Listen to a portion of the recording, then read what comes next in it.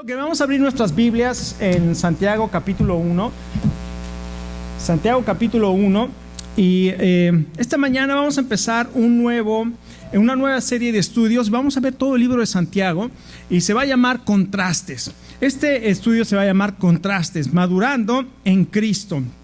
Y lo que la lección de hoy se llama Madurando en Cristo, porque el contraste que vamos a ver va a ser el contraste que Santiago hace entre las pruebas y la tentación. Usted se va a dar cuenta que Santiago va a hablar mucho acerca de estos contrastes, y vamos a ver contrastes tremendos, porque a Santiago le interesa que la iglesia viva la fe que profesa la pueda vivir. Sin embargo, en la iglesia cristiana actualmente parece que hay una desconexión entre lo que decimos y lo que hacemos.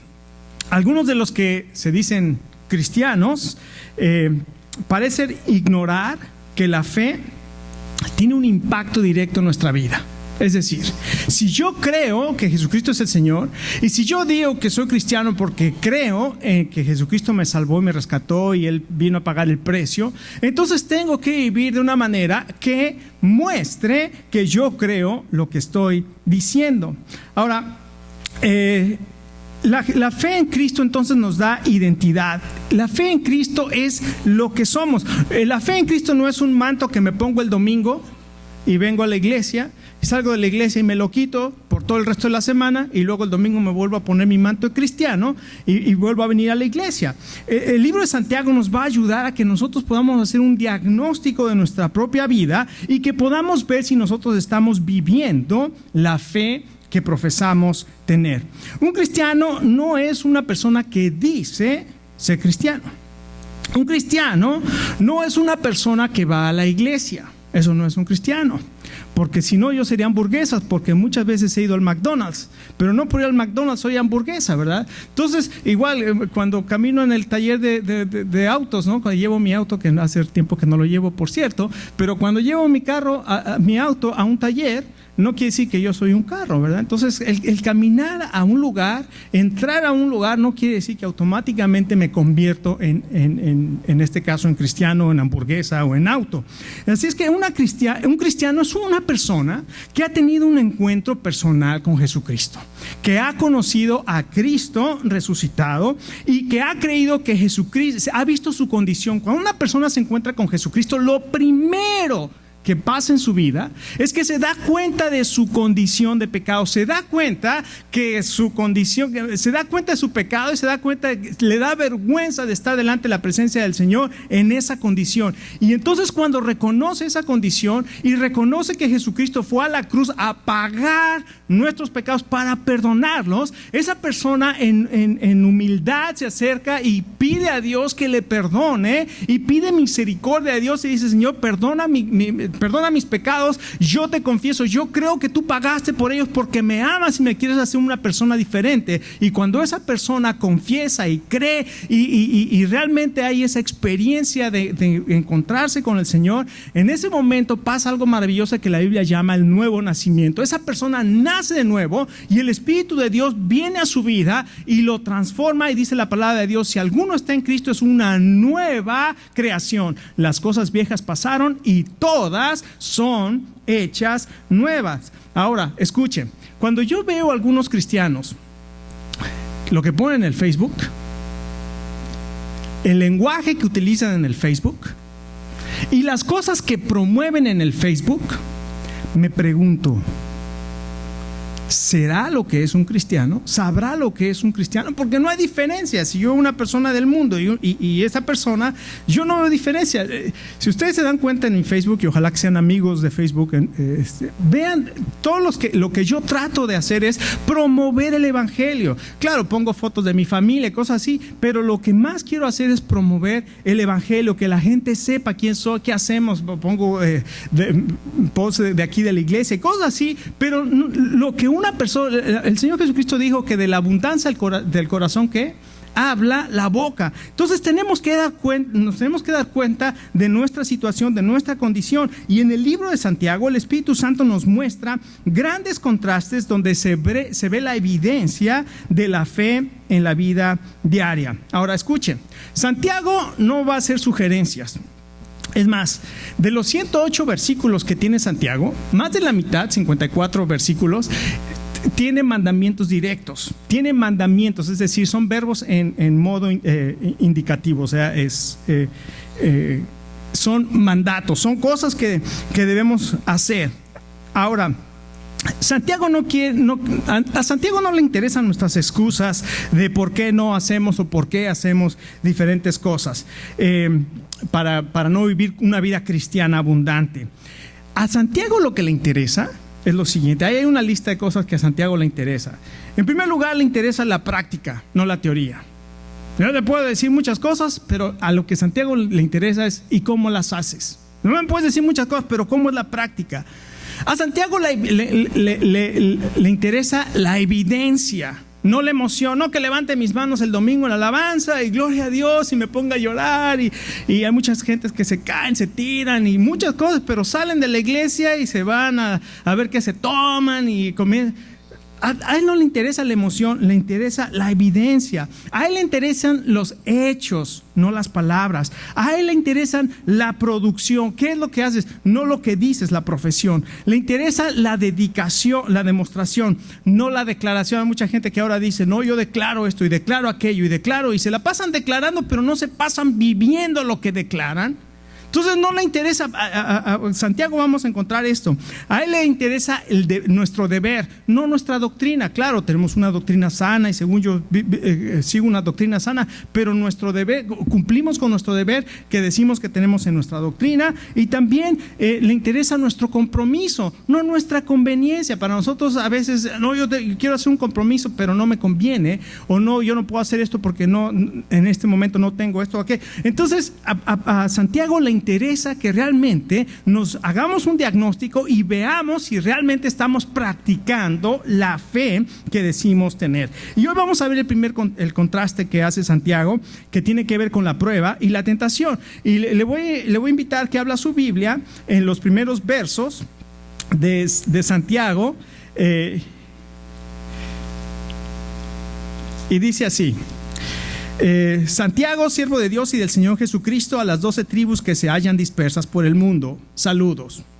Hermanos míos, considérense muy dichosos cuando tengan que enfrentarse con diversas pruebas, pues ya saben que la prueba de su fe produce constancia, y la constancia de llevar a feliz término la obra, para que sean perfectos e íntegros sin que les falte nada. Si a alguno de ustedes le falta sabiduría, pídasela a Dios y se la dará. Pues Dios da a todos generosamente sin menospreciar a nadie, pero pida con fe sin dudar, porque quien duda es como las olas del mar, agitadas y llevadas de un lado a otro por el viento. Quien es así, no piense que va a recibir cosa alguna del Señor. Es indeciso e inconstante en todo lo que hace. El hermano de condición humilde debe sentirse orgulloso de su alta dignidad, y el rico de su humilde condición. El rico pasará como la flor del campo. El sol, cuando sale, seca la planta con su calor abrasador. A esta se le cae la flor y pierde su belleza, así se marchitará también el rico en todas sus empresas. Dichoso el que resiste la tentación, porque al salir aprobado recibirá la corona de vida que Dios ha prometido a quienes lo aman. Y aquí en primer lugar lo que vemos que hace Santiago es hablar del contraste que hay entre la prueba y la tentación. Pero es interesantísimo y tenemos que entender quién escribió esta carta, porque cuando entendemos quién escribió esta carta va a tener un impacto muchísimo mayor en nuestra vida. ¿Quién fue el que escribió esta carta? Bueno, ahí mismo dice: Santiago, siervo de Dios y del Señor Jesucristo. Ahora, ¿quién es Santiago? Santiago es nada menos y nada más que el hermano del Señor Jesucristo. Y uno dice, ¿qué? ¿Cómo que el hermano del Señor Jesucristo? Bueno, el medio hermano del Señor Jesucristo no es el hermano directo, porque sabemos que José no es el papá de María. Bueno, eso ya se sabía, ¿no? Que José no es el papá del Señor Jesús, sino que fue engendrado del Espíritu Santo. Entonces Jesucristo no tiene la sangre que viene del hombre. En este caso es una sangre sin pecado. Pero hay algo maravilloso en el libro de Gálatas. El apóstol Pablo, relatando lo que ocurrió en su vida y cómo él recibió el ministerio para ser el apóstol y todo esto, dice que fue a Jerusalén a entrevistarse con los apóstoles, y dice, y no había ninguno de ellos más que a Jacobo, el hermano del Señor.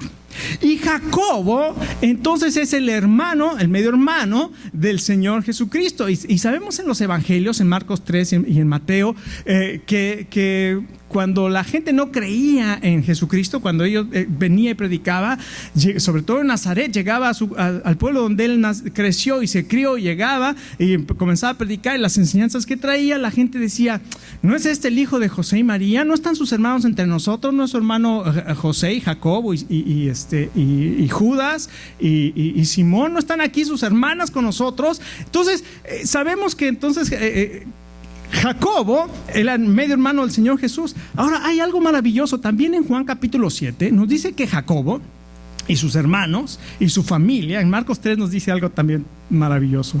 Dice la Biblia que un día llegó el Señor Jesucristo a predicar y la gente decía, no hombre, tiene demonio con las cosas que dice. Y dice que aún su familia fueron por ellos porque pensaban que estaba fuera de sí. O sea, la familia del Señor Jesús fueron por él para llevárselo a su casa porque las cosas que estaba diciendo como que estaba fuera de sí. Y Jacobo pensaba que su hermano, imagínense nada más, ¿qué pasaría si su hermano un día llega y le dice, ¿qué crees? Yo soy el Hijo de Dios. Jacobo dijo, ¿qué? O Judas o Simón o José, que eran sus hermanos, decía, ¿qué estás diciendo? O sea, las cosas que crecimos juntos en Nazaret, te conocemos, ¿sabes? Dormías, comías, te conocemos bien, ¿cómo dices que eres el Hijo de Dios? Y no creían. Juan capítulo 7 dice que sus hermanos vivos fueron y le dijeron, ¿sabes qué? ¿Por qué no subes a Jerusalén y ya te manifiestas? Si eres el Hijo de Dios, manifiéstalo abiertamente. Y dice en Juan capítulo 7, porque ellos no creían en Jesús. ¿Qué pasó entonces? Porque Santiago ahora se convierte en, no dice el hermano del Señor, cuando se presenta dice siervo, esclavo de Jesucristo. ¿Qué pasó en la vida de Santiago? Bueno, si usted lee 1 Corintios capítulo 15, donde habla de la resurrección, el apóstol Pablo comienza hablando de que este es el evangelio. Cristo murió por nuestros pecados y fue sepultado y resucitó al tercer día conforme a las escrituras, y después se presentó a 500 hermanos y después a Pedro, y dice, y a Jacobo específicamente, el Señor Jesucristo resucitado se presentó con Jacobo, con su hermano. Y cuando Jacobo vio a Jesucristo que había sido crucificado, que había sido sepultado, y después lo ve vivo, en ese momento Jacobo tuvo esa experiencia de conversión de la que hablé al inicio. Se encontró con Jesucristo resucitado y su vida fue transformada para siempre. Y Jacobo, y ahora dice, pero no estamos hablando de Santiago. Santiago, ¿por qué Jacobo? Ahí les va lo que sucedió. Jacobo se convirtió en Santiago porque, o su nombre más bien se hizo Santiago. ¿Por qué? Porque nosotros recibimos la Vulgata latina. En latín, Santo Jacobo era Santiago. Entonces, cuando lo decía la gente Santiago, se quedaba ya Santiago. De ahí viene Santiago. Entonces, el Santiago es el mismo que Jacobo. Ahora, lo que hace Jacobo aquí es algo impresionante. Jacobo es directo. Jacobo te va a decir, ¿te duele el callo? Toughen up, ¿no? O sea, aguántate, en otras palabras. Jacobo no es como Pablo, es indirecto. Jacobo es directo. Jacobo dice, Santiago, siervo del Señor Jesucristo. Santiago, Jesucristo es el Señor, en otras palabras. Y tómela, socas, le va a dejar caer los bibliazos encima. ¿Por qué? Porque así es Santiago. Y por ejemplo, comienza diciendo, si alguno está pasando por prueba, considérese gozoso. Y ya me imagino a alguien que llegó con Santiago y le dijo: Pastor Santiago, quiero hablar con usted porque estoy pasando por momentos difíciles. Ahora, si una persona viene conmigo, yo soy indirecto. Yo no soy directo como Santiago. Usted ya me conoce. Pues Santiago llega y: Pastor, es que estoy pasando por pruebas. Y Santiago, yo le diría: a ver, déjame orar por ti, cuéntame, pobrecito, a ver, pobrecita de ti, vamos a orar, yo sé que el Señor tiene algo preparado. Pero Santiago no era así. Santiago llegaba a alguien y le decía: Pastor, tengo esto, gózate. Gózate que estás pasando por prueba. Y es lo primerito que dice: cuando estés pasando por prueba, gózate. Y ahí es donde uno dice: a ver, no entiendo.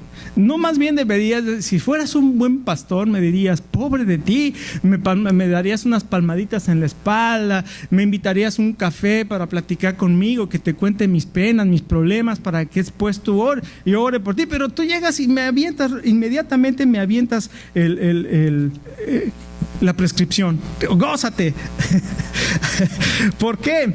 Bueno, él dice: las pruebas siempre van a venir pruebas en la vida cristiana. Entonces, lo primero que nos dice Santiago es: las pruebas siempre van a venir. Fíjate cómo dice: cuando estés en alguna prueba, gózate. No dice si estás en alguna prueba. ¿Por qué? Porque la prueba siempre va a venir. ¿Cuándo va a venir? No lo sabemos, pero siempre va a venir. Y en esta mañana vemos aquí 3 tipos de cristianos. Los que estamos pasando por prueba. Hay alguien que está pasando por prueba, a lo mejor yo. El que está saliendo de la prueba, el que ya está viendo la luz al final del túnel. Pero hay algunos que no estamos pasando por prueba y que ni siquiera nos estamos dando cuenta que la prueba ya está allá adelantito. Entonces, o ya sea que estemos en una prueba, saliendo de la prueba, o que ni siquiera nos demos cuenta, vamos a entrar en una prueba. Y cuando entremos a una prueba, el apóstol dice: para que esa prueba que vas a pasar, puedes gozarte en ella. Te voy a explicar por qué.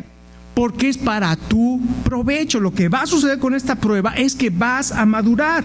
¿Cómo puedo tener gozo en la prueba? Bueno, lo que hace aquí el apóstol es algo maravilloso. Santiago, lo que hace Santiago aquí es algo maravilloso. Utiliza una palabra que en el verso 12, si nosotros vemos, dice: bienaventurado el que soporta la tentación, porque una vez que haya resistido la prueba, recibirá la corona de vida. Escuchen, la palabra que utiliza Santiago para prueba o tentación es la mismita palabra en griego. Es la palabra en griego peirasmos. Y entonces lo que quiere que nosotros hagamos es que podamos diferenciar cuando es una prueba y cuando es una tentación. Y entonces nos dice aquí: cuando sea una prueba, esa prueba te va a hacer madurar. ¿Cómo puedo tener gozo en la prueba? Bueno, de la siguiente manera. No quiere decir que vas a estar feliz porque estás pasando por prueba.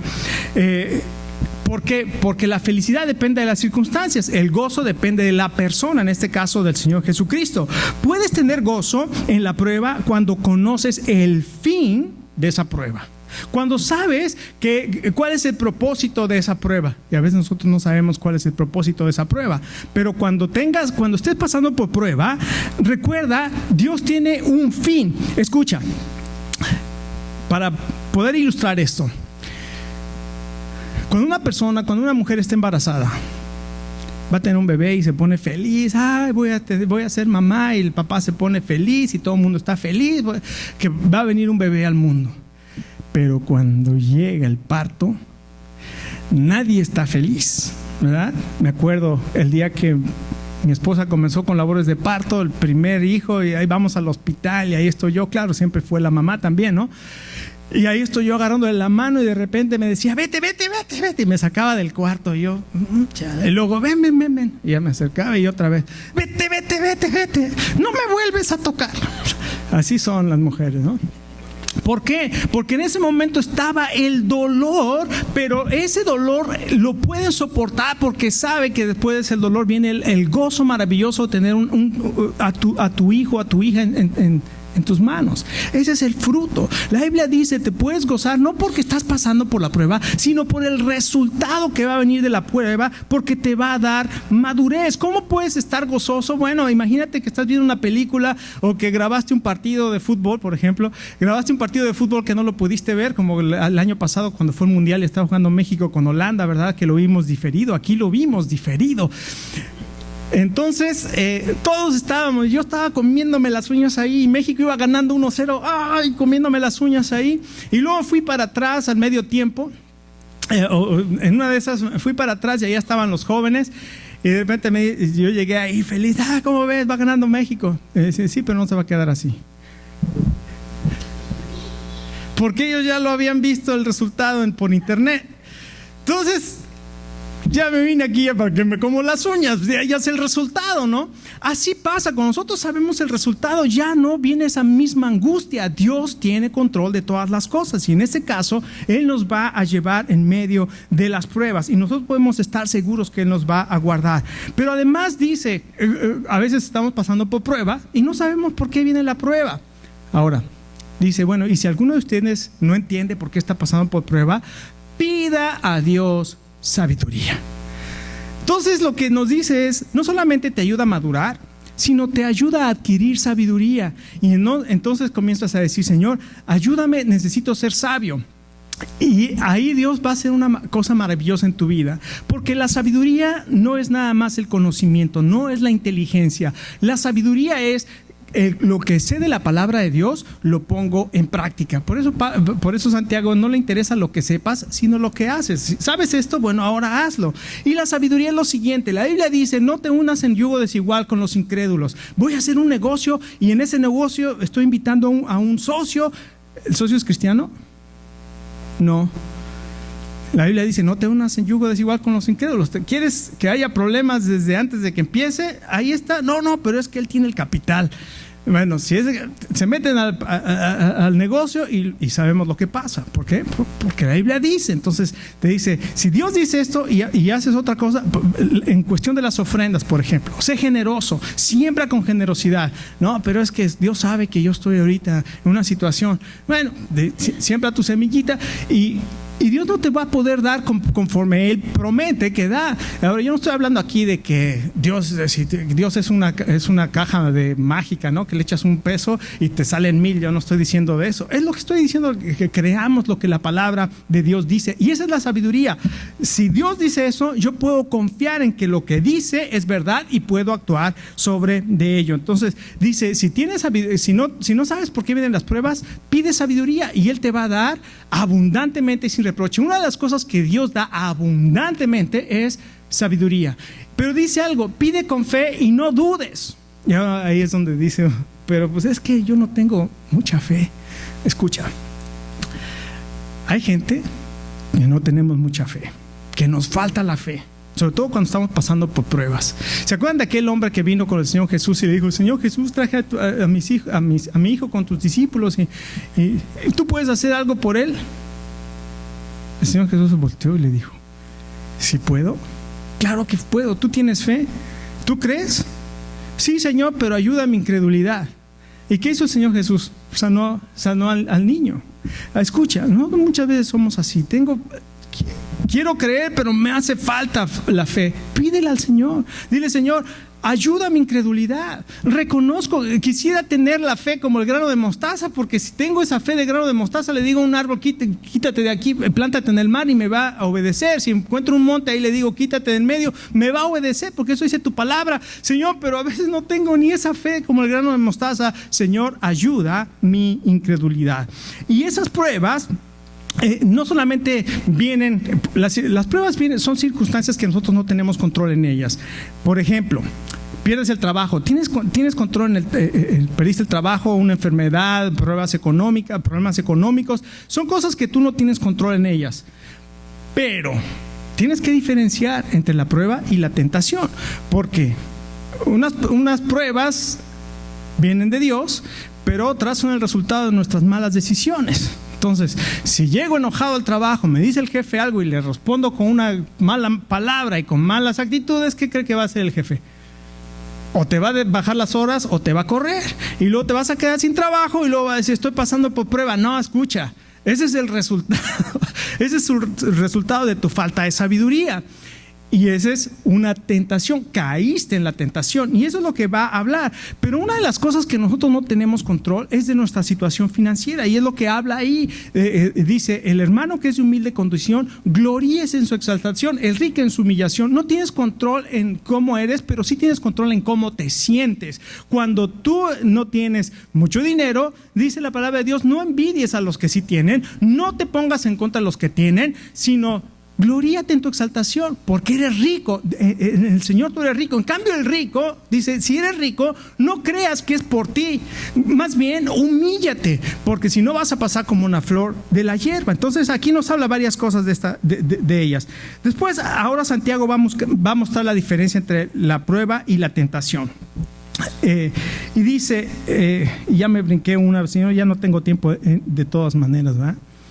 12:29, ya no tengo tiempo. Va a decir ahora Santiago que las pruebas también son para nuestro provecho. ¿Por qué? Porque nos van a hacer madurar. ¿Qué significa esto de que una vez que haya pasado la prueba recibirá la corona de vida? Escuchen, cuando nosotros estamos siendo probados, cuando estamos en medio de una prueba, si vencemos, ¿cómo te sientes después de que has pasado una prueba y la pasaste bien? Te sientes como Superman y puedes disfrutar de la vida. Recuerda, el Señor Jesucristo dijo esto: el ladrón no va a venir sino para robar, matar y destruir, y lo va a hacer a través de las tentaciones. El diablo te va a tentar y su propósito es destruirte. Dios te va a probar y su propósito es que madures, y una vez que pasas la prueba, vas a poder disfrutar de esa vida abundante que el Señor promete. Esa vida abundante es esa vida que vas a decir, gracias a Dios que pude superar la prueba. Pero viene también la tentación. Y la tentación, dice, cuando alguno es tentado, no diga que es tentado de parte de Dios. Dios no va a tentar a nadie y ni tampoco Él puede ser tentado por el mal. Muchas veces pasa que cuando nosotros estamos en una tentación decimos, el clásico, si ya saben cómo soy, ¿para qué me invitan? ¿No? Si ya saben que soy así, en otras palabras le decimos a Dios, tú tienes la culpa. Tú tienes la culpa de la situación. Escuche, el pecado es algo serio delante de Dios. Y aquí nos enseña la palabra de Dios que el pecado surge del corazón del hombre. Si alguno es tentado, no diga que es de parte de Dios, sino que cada uno es tentado cuando de su propia concupiscencia es atraído y seducido. Y una vez que la concupiscencia ha concebido, da a luz el pecado, y el pecado siendo consumado da a luz la muerte. Entonces el pecado te va a llevar a la muerte. Desde el jardín del Edén siempre queremos culpar a alguien más de nuestro pecado. Nosotros pecamos, pero tú tienes la culpa. Yo me equivoqué, pero tú tienes la culpa. Esto se cayó solito, yo no lo hice así para que se cayera. Se cayó, el vaso se cayó, el café se cayó, el azúcar se cayó, no digo yo la tiré, ¿verdad? Siempre queremos evadir nuestra responsabilidad. Cuando Adán y Eva pecaron, el Señor vino y los buscó. Y cuando se confrontó con él, ¿qué es lo que has hecho? No, pues la mujer que me diste, ella me ofreció. Yo no tuve la culpa, Señor. Si hay algún culpable, aquí está esta mujer. Mírala nomás, hasta fea se ve ya ahora por toda su maldad. Y la mujer, ya me imagino, se le quedó viendo a Adán. Eso me han platicado, a mí nunca me ha pasado. Y nada más le hizo así. Y la mujer dijo, bueno, si le echo la culpa a Adán, me voy a meter aquí, vamos a empezar a discutir delante del Señor y eso no quiero. Pero la serpiente tuvo la culpa porque ella me engañó y yo comí. Entonces yo no soy, nadie es el responsable, y siempre estamos buscando algún responsable por nuestro pecado. Escucha, tenemos que aprender esto. Nuestro corazón es engañoso y perverso. Y nuestro corazón nos va a engañar y nos va a llevar, y nos quiere engañar para que anhelemos el pecado, acariciemos el pecado, la tentación. Viene la tentación y en lugar de sacar la tentación, comienzo a acariciar la tentación. No he caído en pecado, pero la empiezo a acariciar y la empiezo a... Después ya la dejo que se quede en mi casa. Y al rato caigo en el pecado y dice, una vez que has pecado, da a luz la muerte. Ahora, ¿qué quiere decir eso de que es pecado? Bueno, aquí nos habla de ese proceso, el proceso del pecado. El pecado es, no, la tentación no es pecado. El pecado es cuando dejo que la tentación me seduzca y caiga en esa tentación.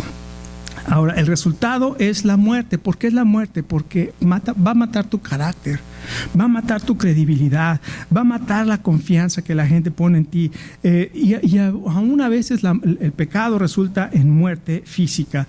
El pecado es algo serio delante de Dios. Y escucha, la palabra de Dios dice: amados hermanos míos, no se engañen.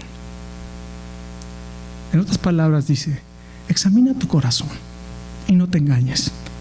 Si hay tentación, si hay pecado en tu vida, sácalo de tu vida. Sácalo de tu vida. El mensaje de Dios para ti esta mañana es este: ¿estás pasando por prueba? Recuerda que el fin de esa prueba es que madures en Cristo. Él va a traer una bendición a tu vida una vez que hayas soportado la prueba. Pero necesitas paciencia y necesitas sabiduría. Y cuando venzas la prueba, te vas a gozar, vas a disfrutar, vas a experimentar esa vida abundante. Pero si estás pasando por pecado, si estás consintiendo el pecado en tu vida, si estás batallando contra el pecado, Dios te está diciendo: no soy yo el que te lo manda.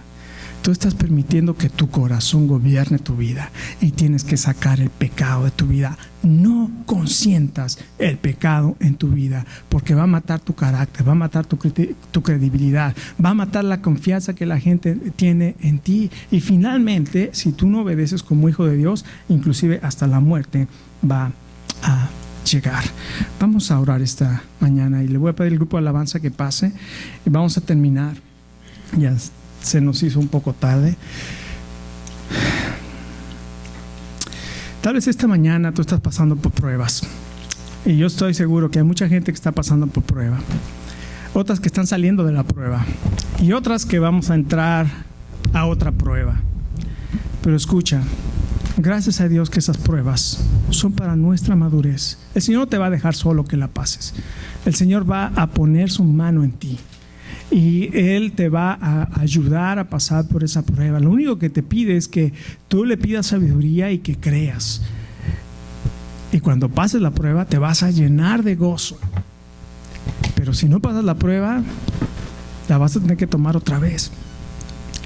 Ahora, si estás pasando por tentación, si estás batallando con tentación y con pecado, este es el día que el Señor te trae. Hay mucha gente que está adicta a cosas: cigarros, alcohol, droga, pornografía, mentira, chisme, tal vez hay enojo, rencor, amargura en tu vida, y Dios te quiere liberar de todas estas cosas, pero tú tienes que reconocer, tienes que decir: Señor, mi corazón me está engañando. Hoy me lo has mostrado que mi corazón es engañoso. Me estás diciendo: amados hermanos míos, no se engañen, porque toda buena dádiva, todo don perfecto es el que desciende de lo alto, del Padre de las luces. Pero si hay rencores, si hay amargura, si hay todas estas cosas, esto no viene de ti, Señor. Esta mañana, con la autoridad que el Señor Jesucristo te ha dado, reprende el pecado de tu vida. Dile: Señor Jesús, yo ya no quiero consentir el pecado en mi corazón, en mi vida y en mi mente. En el nombre de Jesús, resisto y echo de fuera de mí ese pecado, esa tentación, ese hábito, esa adicción. En el nombre de Jesús la reprendo de mi vida y pido, Señor, que tú llenes mi mente y mi corazón con tu palabra. Quiero llenar mi mente y mi corazón con tu palabra. Lo que voy a hacer ahora es llenar mi mente y mi corazón con tu palabra, para que sea tu palabra, como dice ahí el versículo 17, que tú me has hecho nacer de la palabra de vida. Señor, que la palabra de vida sea el que gobierne mi vida, mi corazón. Y Padre, para que pueda echar fuera de mí el pecado, para que cuando venga la tentación, la prueba, pueda resistir. Cuando venga la tentación, la pueda superar y que no caiga en pecado. Señor, gracias por todas tus bendiciones que traes a mi vida.